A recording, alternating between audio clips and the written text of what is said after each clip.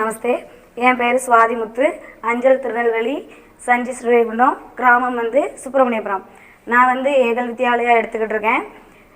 இந்த 5 நாள் வர்க்காவில் என்ன கற்றுக்கிட்டேன் அப்படின்னா, காலையில் 5 மணிக்கு எழுந்திரிச்சு பிரார்த்தனை பண்ணணும். எனக்கு கடவுள் பக்தி நிறைய இருக்கும். ஆனால் நான் போய் சாமி கும்பிட மாட்டேன். என் தங்கச்சி தான் வீட்டில் விளக்கேற்றுவா, அவள் தான் சாமி கும்பிடுவா. நல்ல பெரிய பட்டையெல்லாம் அடிச்சுட்டு வந்துடுவா. நான் என் பாட்டில் உட்காந்துக்கிட்டே இருப்பேன். இங்கே காலையில் எழுந்திரிச்சு உட்காந்து சாமியை நினச்சி கும்பிட்டு அது ரொம்ப மனசுக்கு ரொம்ப நிம்மதியாக இருந்துச்சு. அதுக்கப்புறம் யோகா சொல்லி கொடுத்தாங்க.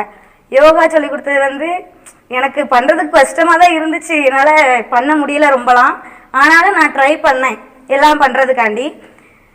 இது நான் மட்டும் ட்ரை பண்ணிவிட்டு போகாமல் என்னோட குழந்தைகளுக்கும் போய் நான் சொல்லி கொடுப்பேன். அதுக்கப்புறம் நிறைய ஆரோக்கிய கல்வி, ஆரம்ப கல்வி இதெல்லாம் சொல்லி கொடுத்தாங்க. ஆரோக்கியத்தில் இரத்த சோகை இருந்துச்சுன்னா அதை எப்படி கண்டுபிடிக்கணும், அதுக்கு என்ன மருந்து கொடுக்கணும், அதை எப்படி குணமாக்கணும், அதெல்லாம் பற்றி ரொம்ப சொல்லி கொடுத்தாங்க.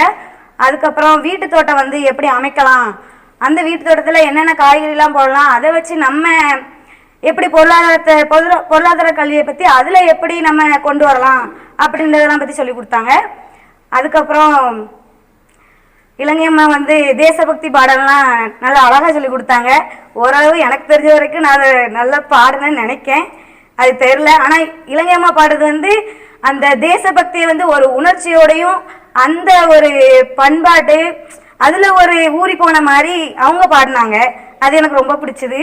அதுக்கப்புறம் ராமலட்சுமி அம்மா அவங்க ஒரு அன்னையா இவங்க 5 நாள் நம்மளுக்கு சாப்பாடு போட்டிருந்தாங்க. நான் ஒரு தாயாக தான் அவங்கள பார்க்கேன். அதுக்கப்புறம் என்னென்னா லிங்காஷ்டமம் சொல்லி கொடுத்தாங்க.